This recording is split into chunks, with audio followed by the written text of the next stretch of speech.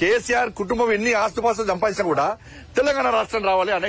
అనేక మంది బలిదానం అయిపోయారు. ఇంతమంది తెలంగాణ ప్రజల ఆకాంక్ష, ఆలోచన, ఆశయం ఒక లక్ష్యం పెట్టుకుని ఇలా యుద్దం చేస్తున్నారు. ప్రపంచంలోనే యుద్ధాన్ని ఇలా ప్రపంచం అంతా హర్షిస్తున్నది, ఆశ్చర్యపోతున్నది. కానీ ఇటువంటి ఉద్యమానికి మనం కూడా బాసరగా నిలవాలని చెప్పి ఆ రోజు ఏపీఎన్ ఆంధ్రజ్యోతి నువ్వు ఎన్ని తప్పులు చేసినా కూడా, నువ్వు ఎంత నటన చేసినా కూడా, నువ్వు నటనలో జీవించే ప్రయత్నం చేసినా కూడా మరి ఇదే ఏపీఎన్ ఆంధ్రజ్యోతి నిన్ను కొత్త పైకి లేపింది. అప్పుడు మంచిది.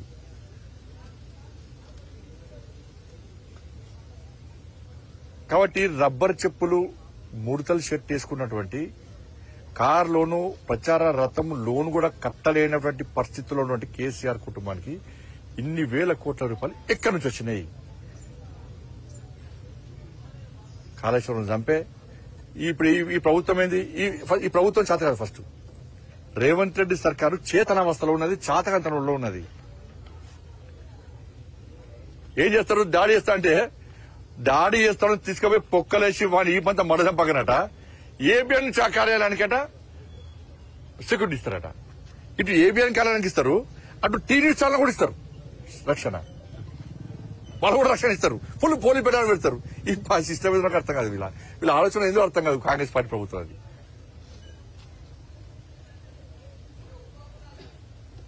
బేరస్తున్న వాళ్ళకు దొంగ కేసు పెట్టిన పేపర్ లీకేజ్ అని చెప్పింది.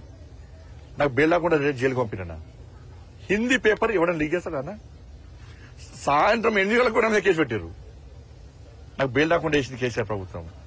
317 జియోకు వ్యతిరేకంగా కొట్టాడితే అరెస్ట్ చేసి నాకు బెయిల్ రాకుండా వేసింది అన్న కేసీఆర్ ప్రభుత్వం. ఇదే రేవంత్ రెడ్డి గారు మరి ఆలోచించాలే. నిన్ను డ్రోన్ కేసులో దానిలో అరెస్ట్ చేసి నీకు బెయిల్ రాకుండా 10 రోజుల పాటు జైల్లో ఉంచారు. ఏడమైందన్న రేషచంద్ర గారు రోషం ఏడమైంది, రేషం ఏడమైంది, ఏమైంది?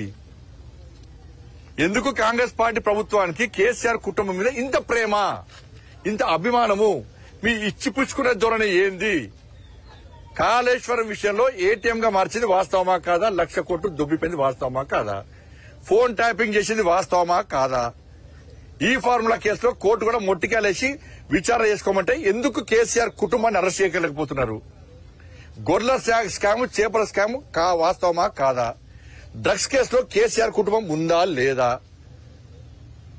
ఫామ్ హౌస్ కేసులో ఎందుకు అరెస్ట్ చేస్తలేరు? ఇవి చెప్పిన స్కామ్స్ జరిగినా చెప్ప క్లారిటీ ఇవ్వండి.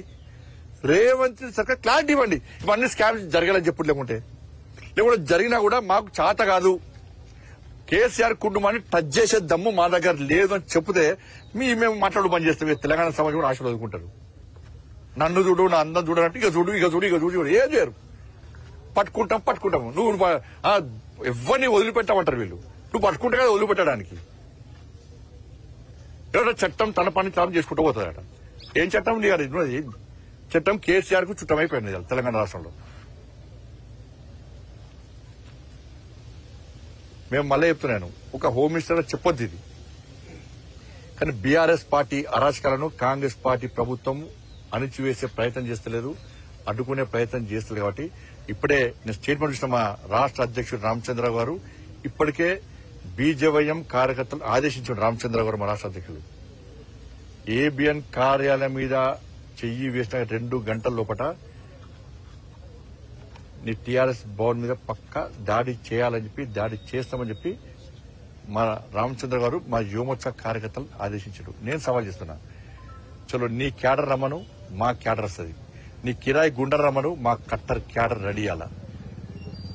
ఏ ఛానల్ మీద దాడి చేసినా కూడా పక్క ప్రతి దాడులు చేస్తారని కూడా మా రాష్ట్ర అధ్యక్షుడు ఇలా వార్నింగ్ ఇచ్చింది. కాబట్టి బీఆర్ఎస్ పార్టీ చాలా జాగ్రత్తగా ఉండాలి. నేను మళ్లీ చెప్తున్నాను, మీ ఊకదంపుడు హెచ్చరికలకు, దాడులకు ఇలా తెలంగాణ సమాజం భయపడేది.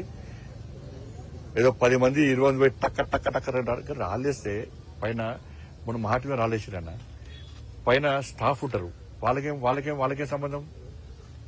తలకల్ల వాళ్ళకి కిందికి పట్టం రాలేస్తే లోపల ఉంటారు. నీకేం తెలుసు? సిగ్గుండాలే, కొంచెం సమర్థించడం సిగ్గుండాలే. కిందికెళ్ళి రాలేస్తే లోపల పిల్లలు ఉంటారు, అమాయకులు ఉంటారు, తలలు వెళ్తాయి, దెబ్బలు ఏడలతో తెలియదు. దాంట్లో రాళ్ళేస్తారు, పోతారు. అయిపోయారు. వాళ్ళని ప్రభుత్వం కాపాడుతుంది, కాంగ్రెస్ పార్టీ ప్రభుత్వం. ఒక్కసారి భయం మీద చూపడితే ఇంకోసారి వద్ద అడిగాడు. గిదా మీ చాదగంతనం tit for tat. Bharatiya Janata party కార్యకర్తలు సిద్ధంగా ఉన్నారు. బిడ్డ ఇటువంటి ప్రయత్నం ఉండి మానుకోండి మీరు.